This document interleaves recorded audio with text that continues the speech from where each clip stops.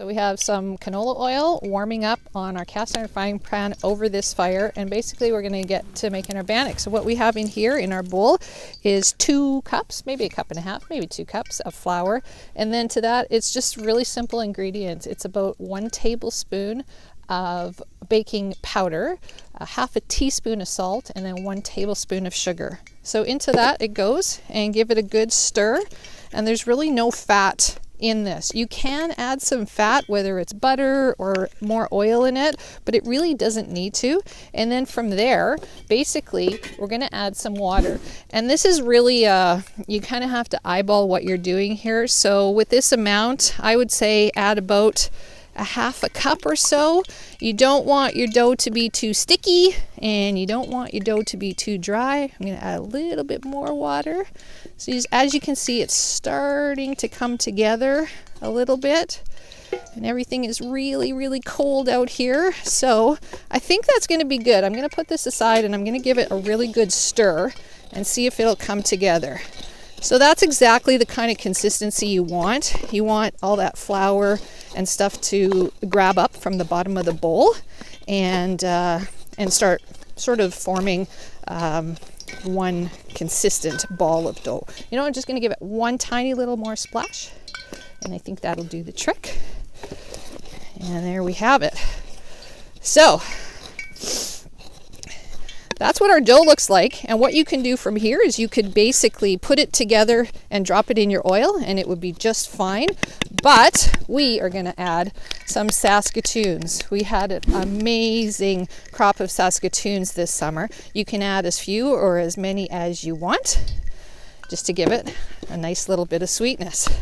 Okay, so my oil is nice and hot. I'm actually going to get in with some flour on my hands and start to bring this together and make a little bit of a patty. So what I like to do is make a little dough, and again, if your hands get too sticky, this is actually the perfect consistency that we want for bannock. I like to make little patties like this.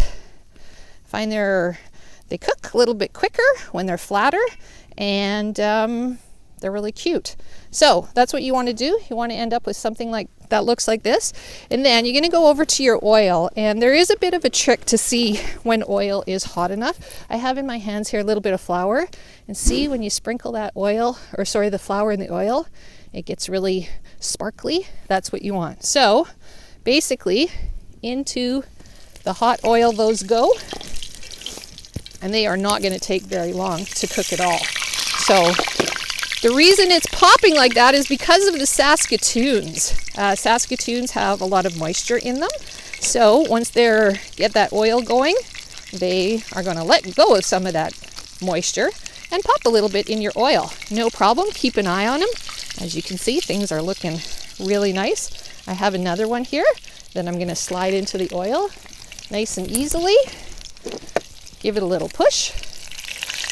And as you can see, actually, I think it was there was some snow on my tongs. That's what was going on. So, look at that. Beautiful, beautiful little bannock bites. That one needs a little bit more time.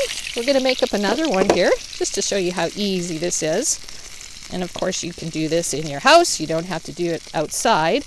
But I find that when you cook things over an open fire, they always have this nice little smoky flavor to them, which I absolutely love. So, again, making a little, flatten it out a bit on the edges. Doesn't have to be perfect. And into the hot oil it goes.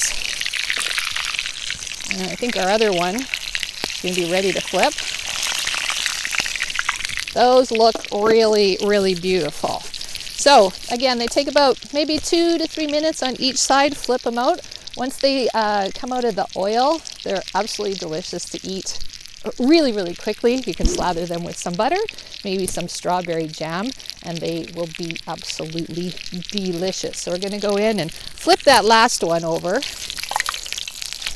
And this one, this is this first one we put in. See that golden color? That's exactly what we want. Look at that. Look at that. So we're just going to give it one more second. When we're all done, a little bit of snow, get yourself a pan with some paper towel in there for draining them off. And I think this one's going to be pretty much ready to go.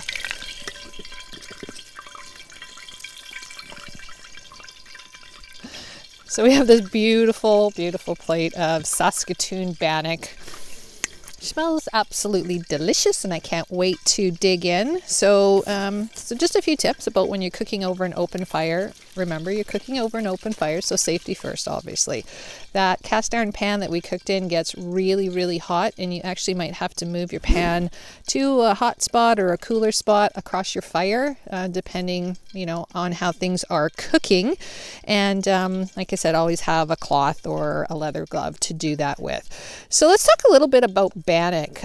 It's widely been sort of popular belief that Bannock was brought over by the Scots when they first came to Canada in the 16th century to start working in the fur trade.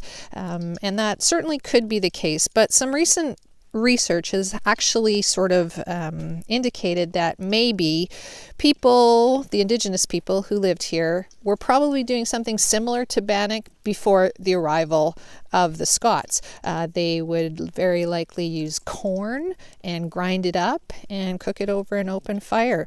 Sometimes you see Bannock that's cooked on a stick. So basically the same kind of method. What you want to do is mix up that dough and get yourself a good green willow that's not going to burn. And then you just wrap it around. Almost looks like a hot dog in a bun, actually. And then just rotate it around on the fire.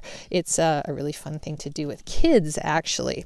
So that is Bannock. It's sort of a breakfast or an anytime snack. And like I said, you know what? On these great days, just get out, build yourself a fire, get yourself a pan and some good oil, and fry up some stuff. I put Saskatoons in. They're great with raisins. They're great with dried cranberries. If you like nuts, you can throw a handful of nuts in there. And you know what? You can experiment with the flours as well. You might want to use a whole wheat flour. You might want to use something that's, a little bit different, like maybe a rice flour or something like that. Not sure how that might work. But at any rate, anything you cook hot and delicious over an open fire is going to taste awesome.